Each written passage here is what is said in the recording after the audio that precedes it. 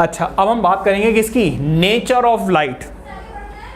Nature of light, भाई कुछ लोग कहते थे कि लाइट इज अ वेव, कुछ लोग बोलते थे light is light has wave nature, कुछ लोग ये कहते थे, और कुछ लोग ये कहते हैं कि लाइट हैज पार्टिकल नेचर।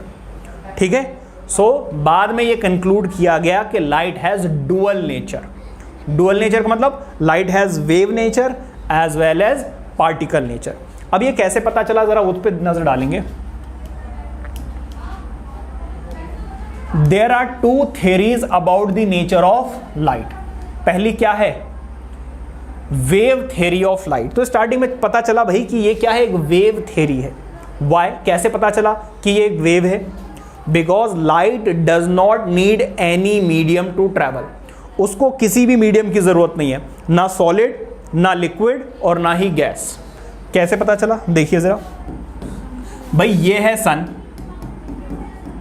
और ये है हमारा हरा भरा अर्थ, और बीच में क्या है, स्पेस, नो एयर, वैक्यूम।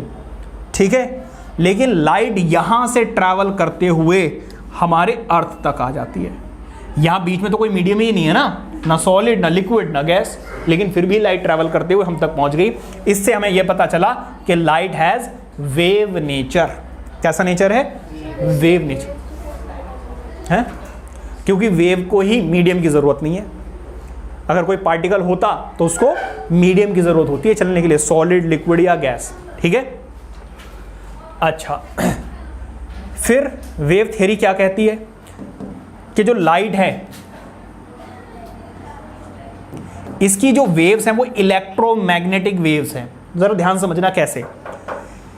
ये जो लाइट है ना, पहले आप ऐसे समझो कि लाइट ऐसे, वेव आगे पीछे ऐसे चल रही हैं, ऐसे। अब मैं वो बना तो नहीं सकता, लेकिन आप समझिए ऐसे ऐसे ऐसे ऐसे ऐसे ऐसे, मतलब ऐसे चल रही है, ऐसे।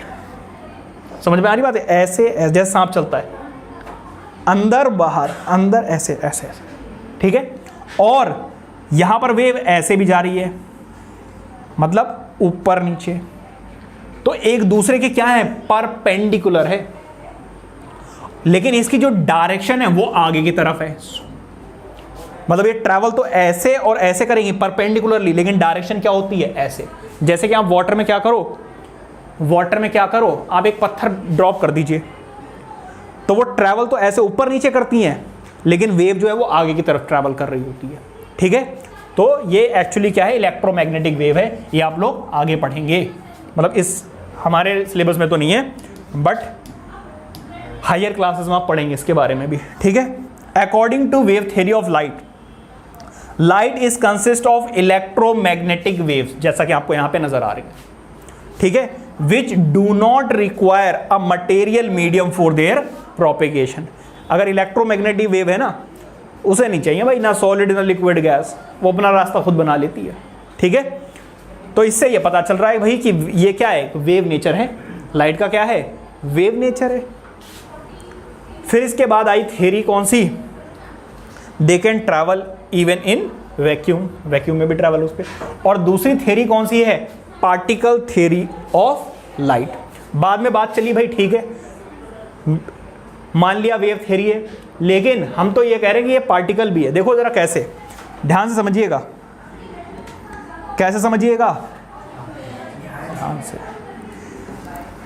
आपकी ये विंडो है, ठीक है, और ये है आपका सन, इधर सन है, ठीक है जी, और यहां पे आप मस्त एंजॉय कर रहे हो यहां पर, लेकिन यहां पर बहुत सारे डस्ट के और एयर के पार्टिकल्स वगैरह प्रेजेंट हैं। क्या इतनी बात समझ में आ रही है? बीच में है मान लीजिए आपका ग्लास, शीशा लगा हुआ, ये विंडो है, बीच में क्या है, शीशा लगा हुआ है। लाइट यहां से ट्रैवल करेगी छोटे से पिन होल में से, मान लीजिए थोड़ा सा पिन होल है, वहां से लाइट एंटर कर रही है, पूरा बंद है लेकिन एक छोटा सा होल है, या फिर पर्दे हटे हुए, वहां से लाइट एंटर कर रही है।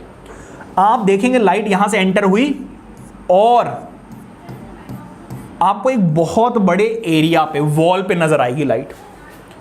भाई जब छोटे से पिन होल में से लाइट एंटर कर रही है, मान लीजिए पूरे वुड का है, वुड का मान लो, और इसमें से एक पिन होल है जिसमें से लाइट आ रही है, ठीक है, अब लाइट एंटर की यहां से, आपको ऐसे लगता थोड़ी सी पतली सी लाइन यहां पर आनी चाहिए थी, पिन हो के बराबर, लेकिन इतने बड़े एरिया में कैसे फैल गई? क्योंकि बेटा हुआ क्या, यहां पे जो डस्ट पार्टिकल है ना, इससे आके लाइट टकराई और इसने डायरेक्शन बदल लिया, यहां पे टकराई डायरेक्शन बदल लिया, यहां पे टकराई डायरेक्शन बदल लिया, यहां पे टकराई डायरेक्शन बदल लिया। जब डायरेक्शन बदला तो ये बहुत बड़े एरिया पर फैल गई, इसको बोलते हैं स्कैटरिंग ऑफ लाइट। लेकिन भाई साहब एक बात बताओ, दो चीजें आपस में टकराएंगी कब? पहले ये दोनों चीजें होनी तो चाहिए। दो पार्टिकल्स आपस में टकराएंगे कब? जब दो पार्टिकल होंगे तभी तो टकराएंगे। जब पार्टिकल्स है ही नहीं तो टकरा कैसे रहे? तब तो ये पार्टिकल अंदर से निकल जानी चाहिए थी ना लाइट। लेकिन यहां पे लाइट आकर पार्टिकल से टकरा रही है, कोलाइड कर रही है, स्कैटर कर रही है। इससे यह पता चलता है कि लाइट हैज पार्टिकल नेचर। क्या बात समझ में आ रही है? तो इससे यह पता चला कि भाई according to particle theory of light is consist of very small particles which travel in straight line at a very high speed। वो कह रहे हैं भाई इनके अंदर पार्टिकल्स हैं, हल्के मत लो, बहुत हाई स्पीड से ये ट्रैवल कर रहे हैं। ठीक है, हाँ जी, लाइट के पार्टिकल को भी हाँ जी, ये देखो बहुत स्पीड से ये लाइट जो है वो ट्रैवल कर रही हैं और इनके अंदर क्या है? पार्टिकल्स हैं, बहुत छोटे छोटे पार्टिकल्स हैं।